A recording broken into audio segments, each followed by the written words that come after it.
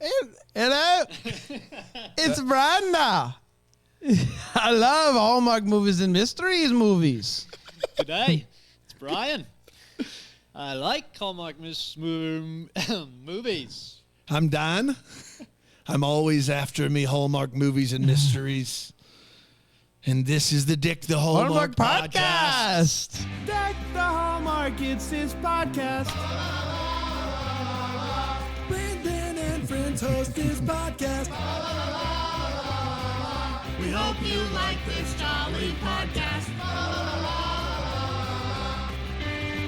Here's the good news about that intro, boys, is doing accents for comedy always ages well. That's actually something that they teach you in comedy. In podcast school. Yeah. If you want You to always... but you had to go through, what was it, 2 full years, right? 2.5. I'm sorry. 2.5 2.5 years, yeah. And they're Cram still 2 years teaching into that, 2.5, right? Yeah, still teaching. Voices always good. Voices are Accents? always good. Accents always great. They age really well. Phenomenal. Accents phenomenal. Yeah, well, thank phenomenal. you. Accents phenomenal. I would hate to like that change in the curriculum, and then Right. like us not And know, and us not continue know. to It's do. like That's math. right. Like, it just doesn't change. Yeah, no, it doesn't change. Math is math. 0 to 5. It's pretty straightforward. 3 right in the middle. Right. Always You will get be. it. You get it, Bri. That's what I've been saying. That's what I've been saying. Well, when you look at numbers, like 0. then Let me ask you this. If you don't think 0 is a number, do you think 0.1 is a number? sure. Okay, so then that would mean there is a number in between 0 and 1, which would mean 1 to 5, the middle is being 3, is the dumbest thing you've ever heard, right?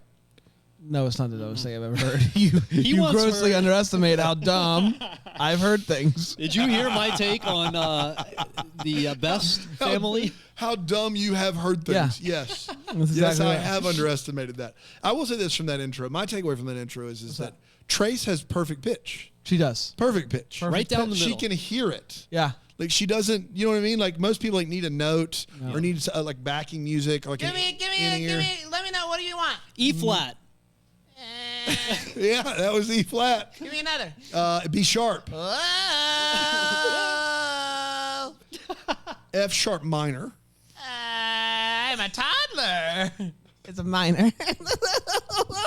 Thanks, Trace. Trace out. That's great stuff. The best joke you ever made was for the hymns joke. Hymns. By you mean Trace? Trace. Yeah, I'm talking to Trace. Who do you think I'm Right. talking to? Yeah. What was Hymns. that? Hymns it was Brad Pitt. Hymns my favorite. Hymns my favorite. My favorite That is hymn the is Brad Pitt, 'cause hymn's my favorite. That's the number one Stand by Trace it. joke of all time. You didn't like F sharp minor? Yeah, I wasn't great. I'm a kid. It's funny if you It think is in about pitch. I'll say that much. Guys, we're talking about a Hallmark Movies and Mysteries film today. Love's Portrait. A little mystery in this one, which is exciting. And then in a couple weeks, from best I gather, we got a full-blown new mystery series with P.I. Francesca or something like that. P.I. Francesca is what it's called. I can look it up real quick, but You don't have to. I'm excited. Trust you. I'm excited about the mysteries. Yeah. The mysteries are back. It's always nice. We always like, mystery. And then we watch one and we're like, well, you know. Well, it was. I mean, as long as it's not whatever. What was that? Cherry. Oh, my God. Martha's Vineyard? Whoa. Francesca Quinn, P.I. That sounds legit. Yeah. Yeah, it does. Yeah, it does. Yeah. So I'm excited about that. We got some mysteries coming up, boys. We got some mysteries coming up. Brian, you've been at this now for a wasn't the How do you feel like you're getting your feet wet? They're wet. No. I've rolled up the bottom of my pants. You Right. can't see it on screen. They're How do you? rolled up. No, that wasn't the question. Yes. The question was, how do you feel like you're getting them wet? So, like, how are you? Oh, how are they doing getting wet? Sure. Yeah, it's sort of like the method of wetness. Yeah. It's How, like if how are you doing it? How are you accomplishing? Yeah, so it's like if your basement is flooded and you don't know, and you walk downstairs in the dark, and all of a sudden your feet are wet, and you're like, "Holy cow, my feet are soaking wet. What is going on here?" That's a great cue, Brain. You know what I always do when I walk downstairs in the basement? Turn the lights on. I go, Mom, No. Dad, Oh my gosh. boys, is this a joke? That's a great We're one. in the basement again. You know how I know it's terrible? Is it sounds close to 11. It's very different. It's not. Papa? It's very different. That's just like if Kevin McAllister just tried to go a little falsetto is all it is. They're both child actors. They're both Children- minors. they're both Both child minors. Minors. Love's Portrait originally aired on September 4th, 2022. Did you say Love's Porch? I did. Love's Porch? Love's Portrait. Love's Porch is a new country song. Yeah. Portrait. Originally, we aired on September 4th, 2022, and it went a little something like this. Zoe is up before 6:30, so you know things are serious right now for her. She goes for a run that's full of problems. Scooters, which I took offense to. Almost hitting her. Exhaust getting into her lungs. That's on her. Life is unfair. She gets home, puts on her work clothes, picks up enough coffee for a whole football team, and arrives at work. Her coworker is on a dating site looking for someone for her, but she's like, I'm not interested, and soulmates aren't real. And I'm like, Dan? Is Dan watching? Dan? Is this Dan? Because Dan hates love. She works at an art gallery, and a special new painting arrives in a box. They open it up, and the painting is of Lily, clear as crystal. But there's not a packing slip inside, no return address. No clear instructions no clear indication that this is an old piece or a new piece or whatever. There's just nothing. Turns out, though, that there is a packing slip, everybody. Just fell off in the old delivery truck. They track down the truck and they get the slip, and it turns out that the painting came from Ireland. Her boss is like, you have to go to Ireland. So she does. She gets there. She rents a car. She almost hits a guy on a bike as she's messing with the car settings because she wants the car to be in kilometers. And she has no idea that she almost hit somebody. He swerves out of the way, but his bike gets messed up. He gets back into town, spots the car that almost struck him, and he goes to give the driver a piece of his mind. She turns around, and he is at a loss for words. She goes to the post office, and the guy shows up. His name is William, and his sister is there too. And she seems shocked that Lily is... She seems shocked. She seems so shocked. So shocked. Sure How shocked. shocked was she? So shocked. She seemed it. Ooh, do you guys want some sushi or some sashimi? She seems shocked that Lily is there. His sister pulls him back into the back room and is like, it's her. How is this possible? They decide not to tell her that he's responsible for this painting and just let her explain why she's here. Lily shows him a picture of the painting, and they're like, well, wouldn't you know, it does look like you. She shows them the packing slip, and they look it up, and it turns out that it was sent by a J. O'Brien, which does not narrow it down. They invite her to dinner, talk through who it could possibly be, and later he's looking through some old drawings that he has of her, and he's like, I have had this girl in my mind since I was a kid, but I've put her out of my mind. Was I out of my head? Was I out of my mind? How could I have ever been so blind? And he just is at a total loss how she possibly got this painting. Sister is like, I may have donated it, and I guess someone else sent it. So now they're all trying to figure out who J. O'Brien is, and William is just not going to tell her that he painted the painting. They start going around and talking to O'Briens, and Lily and William hang out, talk about love, to find out that her husband passed away a few years ago. One morning, she goes for a jog, and everyone's nice. This is a nice change of pace. Ireland's just built different. They go to check on a sick woman, and the sick woman spills the beans that William was engaged to an American woman. As they get closer and closer to each other and meet more O'Briens, William feels like he's really needs to tell Lily the truth, but he's nervous, seeing as how he's gone days and days without telling her that he dreamed about her as a child. They get to the end of the list, still no answers, and they sit down, and he talks more about his failed engagement. They clearly want to kiss here, but they get interrupted by thunder. So they run undercover and almost kiss again, but they get interrupted by a phone call. It's his sister, and they say, I found the address of where the painting was donated. So they go to this church, and a nun is like, I guys gave it to an auction house. So they go to an auction house, and the auctioneer is the nicest guy in the world and gives him the address of, or at least the directions to go meet Jonathan O'Brien.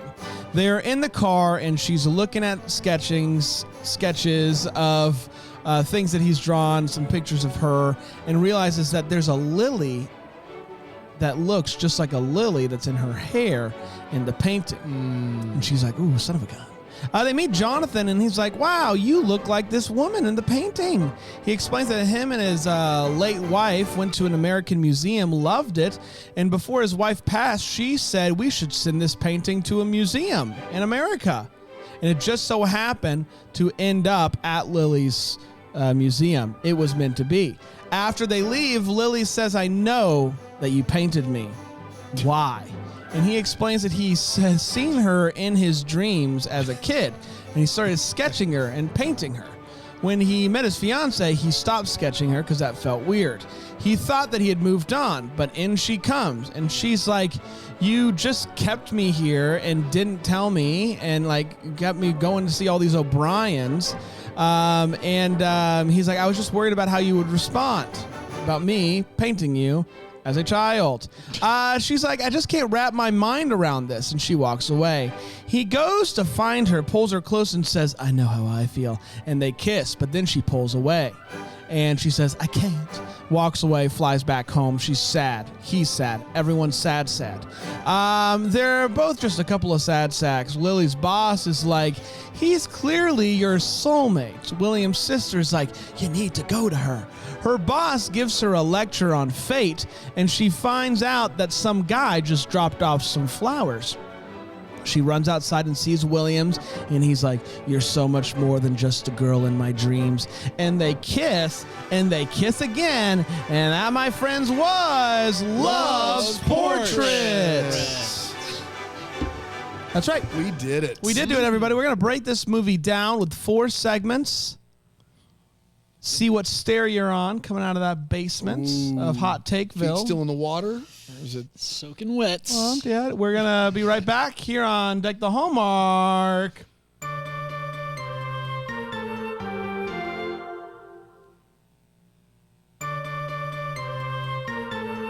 Yes, we are back, everybody. Hello, welcome to Deck the Hallmark. We are talking about Love's Portrait, and it's time for the hot take. Brian, what'd you think? Yep, of Love's Portrait? I'll tell you. So the first 2 minutes of this movie had more fall feels than any. So much fall. All combined that we've seen. And it wasn't even on the Fall in Love channel. It was a mystery. So it's a mystery to me. Hashtag do away with seasons. Hashtag one season for all. One season for all. So that was great. But I thought I was a giant pushover. And then I met William in this movie, who I'm convinced that if his sister didn't remind him it was time to eat, that he would just starve to death. So true. You know, the way he let things just happen around him and just didn't take control of situations just hit a little too close to home for me. Okay. You felt attacked. Yeah. And so I just sat there and took it like William would do. I just sat there and just punched in the face over and over by a guy, like a mirror being held up, I didn't like that. To be fair, you moved your whole family to South Carolina, bro. There are situations I do take the reins, and but mostly, a lot of times I'm just kind of like things I don't rise to the level where I'm like, I got to deal with this whole thing. So big things. It's just an inconvenience. Really. Yeah. So no, that part of it, watching him just sit there and get rolled over was just infuriating. It was really nice to see sign language represented. Yeah? I was not aware that it was different throughout the world, and it wasn't. I thought it was a universal, but it's not. There are differences around the world. A little bit, cool. yeah. So this was just okay to me. I was glad to see Ireland in all of its glory, all of her glory. It was really great scenes. The music, Irish as can be. Every time they do a movie in Ireland, it's just like so beautiful. Yeah. And it just it just covers a multitude of sins because it just looks great. Yeah. And it did. But I mean, Forever in My Heart, As Luck Would Have It, all of them. Yeah, it looks awesome. And you look forward to seeing those shots and them travel through Ireland. But overall, it was just kind of like, it was just okay for me. It didn't grab me, and the whole William thing just infuriated me. Here it comes. What? I thought you were going to love this movie. I do love this movie. That was a long synopsis. I love this movie. I thought it was fantastic. I do want to say this, and I feel like I'm surprised by myself that I even had these thoughts. You guys know how much I love magic and Santa, and you can do whatever you want to in movies and just say it's magic, and I'll be like, yes, it is. So I'll sign off, co-sign. I kept waiting for the other foot to drop and there be any explanation for how the picture ended up at her specific museum and why he was dreaming of her. And we didn't get a real explanation for either of those two things. And they just kept saying fate, it's fate, it's fate. And I don't know why I had this expectation that there was going to be an explanation. Yeah, I know. I'm surprised too. Yeah, Christmas spirit doesn't bother you. Santa doesn't bother you. I think it's because it's not Christmas. This bothered you. Yeah. So overall, I loved it. And I thought it was a ton of fun, and I really enjoyed both of these leads. I really liked her. I thought she was really great. And I liked the mystery aspect of it. I thought it was really great.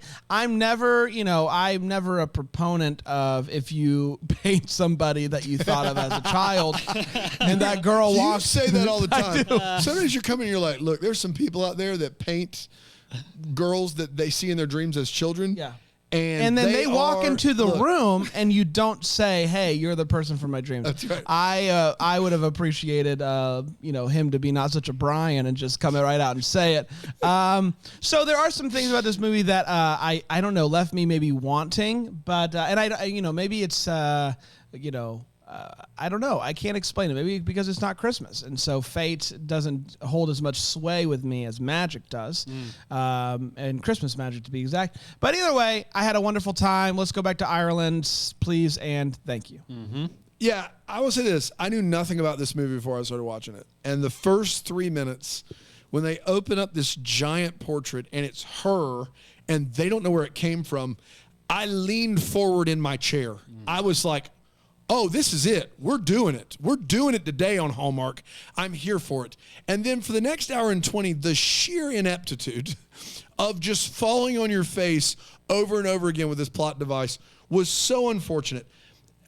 Can I offer a very brief suggestion how to make this movie way better? Don't make the guy creepy AF and not tell her that he's been drawing her since he was 9. That's weird, Hallmark. You can't come back from that. Love will never occur. It will not blossom. That seed fell on the rocky ground. I'm sorry. If she shows up and he was like, this is crazy.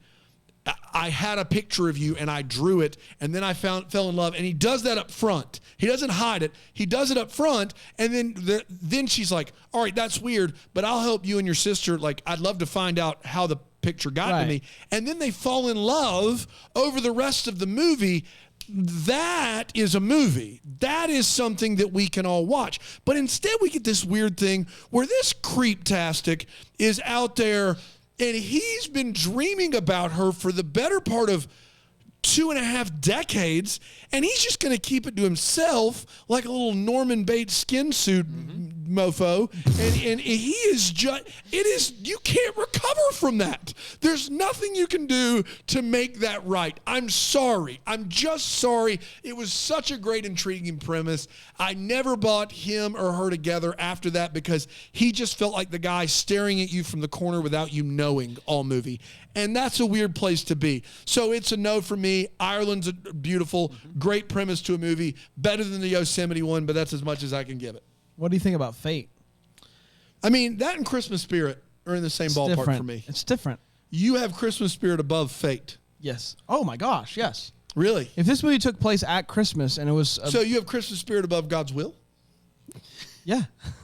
In this specific case, in fictional movies, yes. In fictional movies. Yes. Oh, yeah, I would much rather have it was Santa all along wink at the end of the movie than whatever this was. Yes. What about a God wink? No, because that's just coincidences that they put a chime in the movie. That's all that is. I do love a good Santa wink.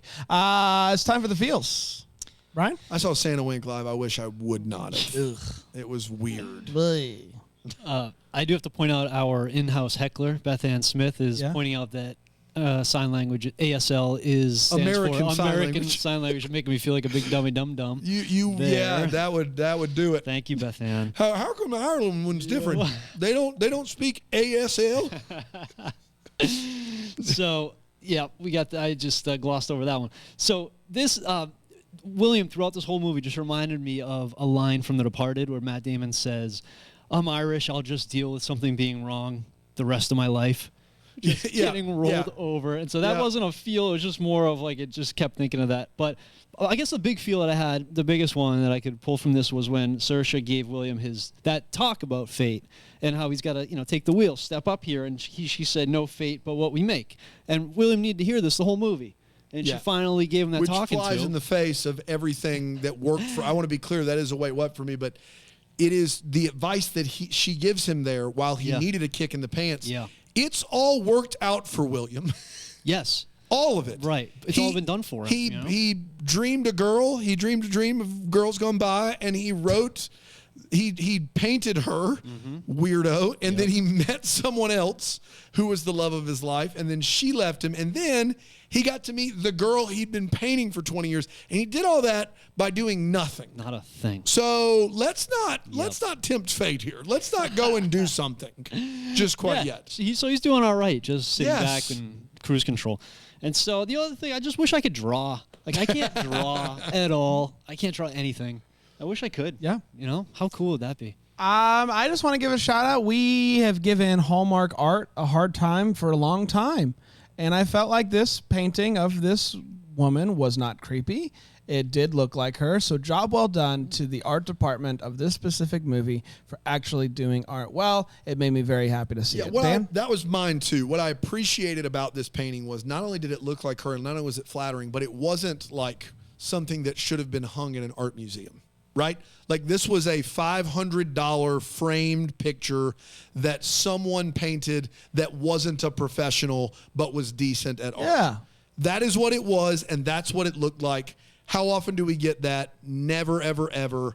They nailed it. It looked about as good as the paintings that were supposedly worth millions of dollars in Palo, Italy in the Veil. Right. Whatever movie. Wedding Veil 2, Weddings Anonymous, or whatever it's called. I don't know what it's called. But it looked as good as that, but this was apropos. It's and it what did it look should look like her. It did. So great. And it was flattering. Like, it was a good look, and she was great in the movie. So good for her. Let's take one more quick break. We'll come right back here on the Hallmark on WKTY. The butt.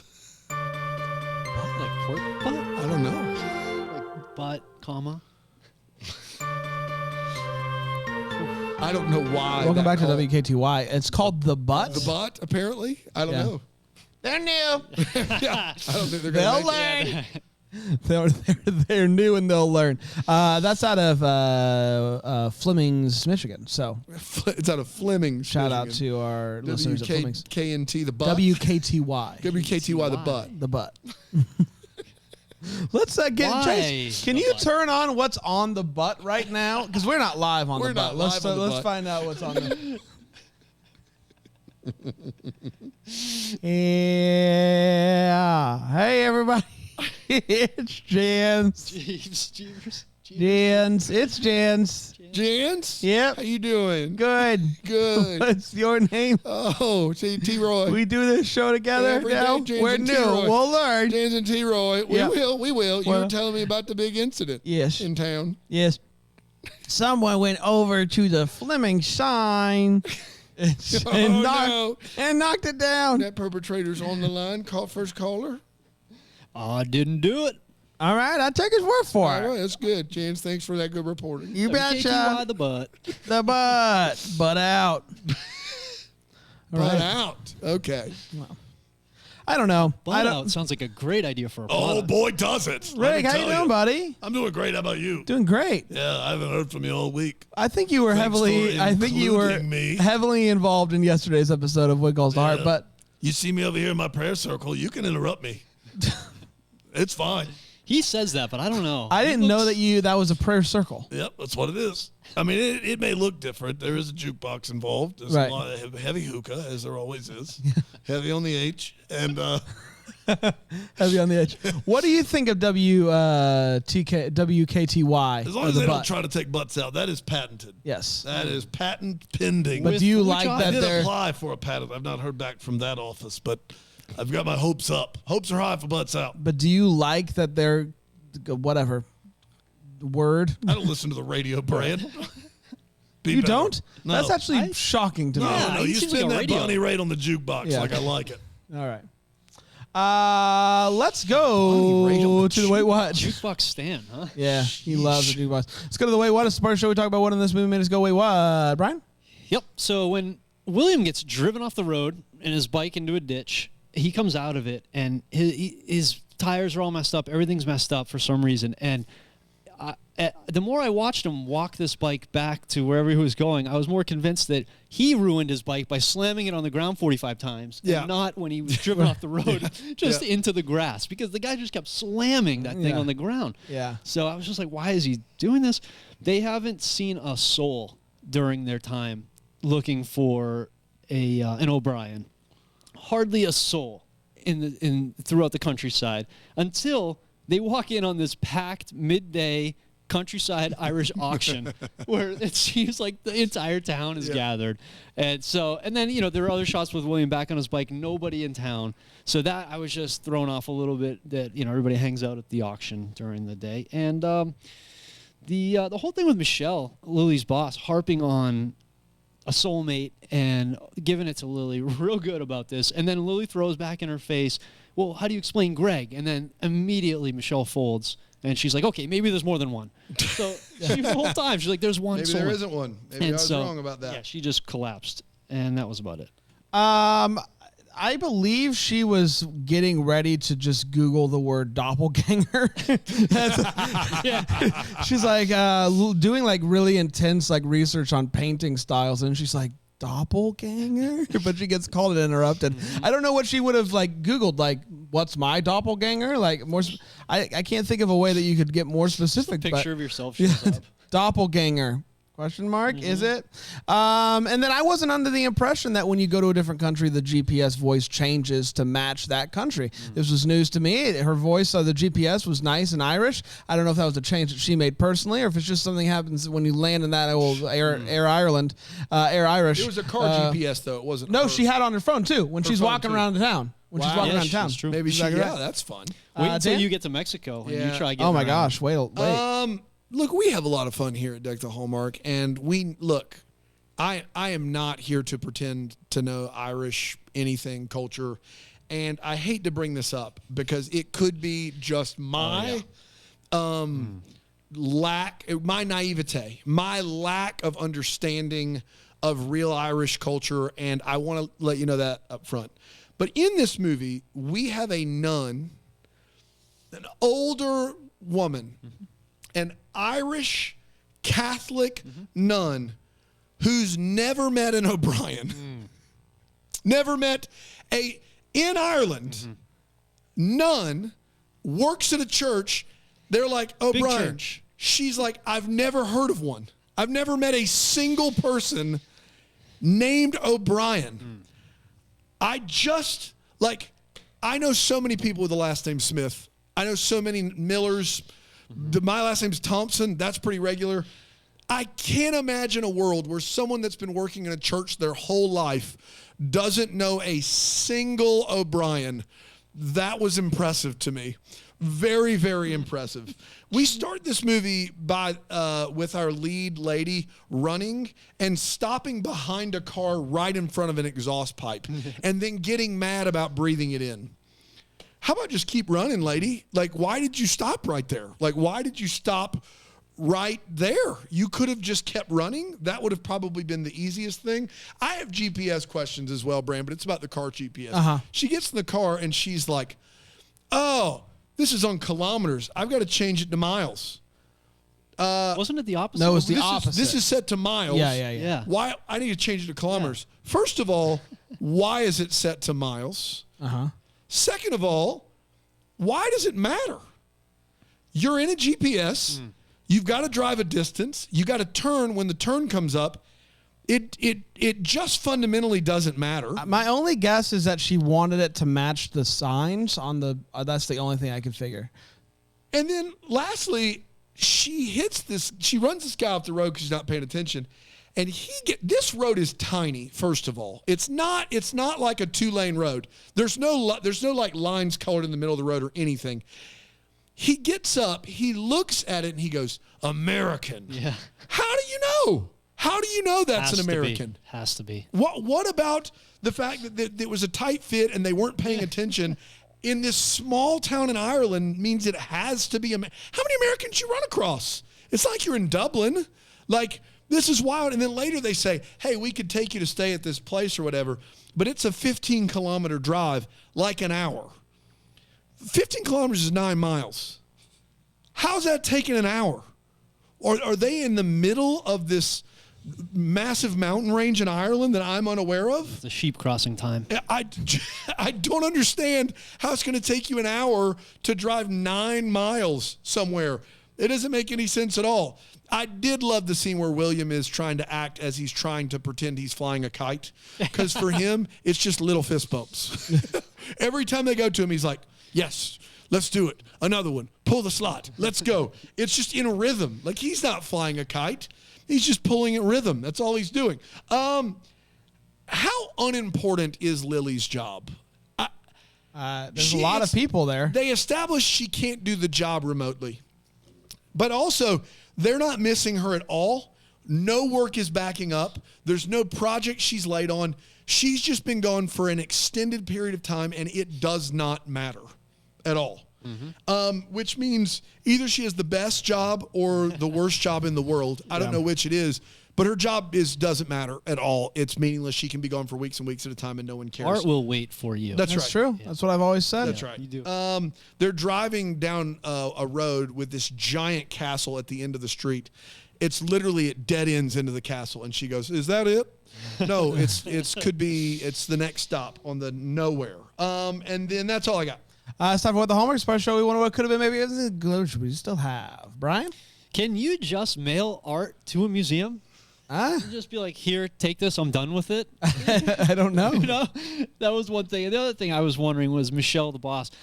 Was she just some rich art collector and opened up her own museum? And so they kind of were, and it kind of would answer your question about her being able to take off. She just likes to pay people to hang out with she's like, her. I want, pays her friends to just hang out so she can berate them about not having a soulmate and their dead husband. Yeah.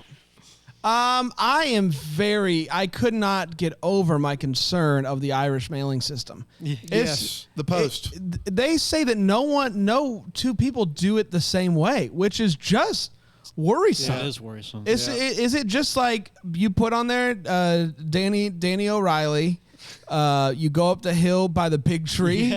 Yeah. You just write directions on the envelope? You did it, yeah. What a disaster. Danny O'Reilly. And I want to know, like, one, is it like that in real life? And two, what's the system? What's the system within the system? You It's just the dot can't system. leave. Some people just can't leave. They have to stay and know where everybody is at all times. Can't leave. You cannot leave. Dan?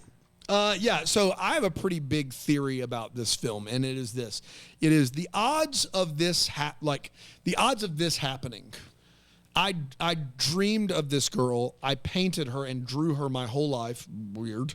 Then decided I need to put away that and actually try to like have a real relationship. And so I just sold this painting or gave it away, and then somehow it got to her, then somehow she got to me, and then somehow we fell in love even though she knew that I did this. I have a feeling that this would be easier to accomplish. The chances are higher of this story making sense if he is a creeper and he reverse engineered it. If they were in America, he sees her, and then he goes back to Ireland, paints the picture, and goes, how do I get this to her and plan fate? So he gets somebody to send it. He sets everything up and leaves the breadcrumbs to let this happen. That makes more sense to me as this. So you working think as a movie. that it's better for him to have personally come up with the ruse of dreaming of him as a child? It's certainly not better for her. Right. But it's more likely to me than, man, and when he's 9, is he dreaming of a fully grown woman? Was she an adult in his dream? Or is she always his ages. age? Like I don't like that's the weirdest. That's the weirdest timeline, right? Like when he's a teenager, weird timeline. He's painting a teenager, Yeah. and when he's 25, she's 25. Like I've seen some weird stuff. That's the weirdest thing, right? Like, that's crazy. It makes more sense for him to be like, ooh, like, Yeah. I wonder if I could, like, reverse engineer this. Neither are good, and neither are plausible, but at least mine, like, that's a lot of legwork there. Yeah. And he's so impressionable that I wouldn't even be surprised if Saoirse was really pulling the this, strings. like, hiding little pictures, right? Yeah. Just to get rid of him. So I know how to get her the picture, but how do I explain that I painted it? Well, I could say I dreamed about her when I was 9. I could say that. So I'll say that.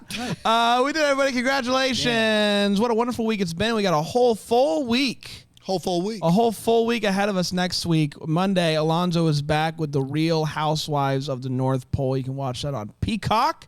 Directed by our good friend Ron Oliver. We're very much looking forward to finally diving into that. And then a standard week ahead.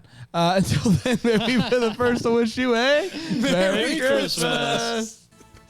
Deck the Hallmark is a That Sounds Fun podcast. It's produced by Tracy Millis' name. It's recorded live in Greenville, South Carolina. For more information on Deck the Hallmark, you can go to deckthehallmark.com.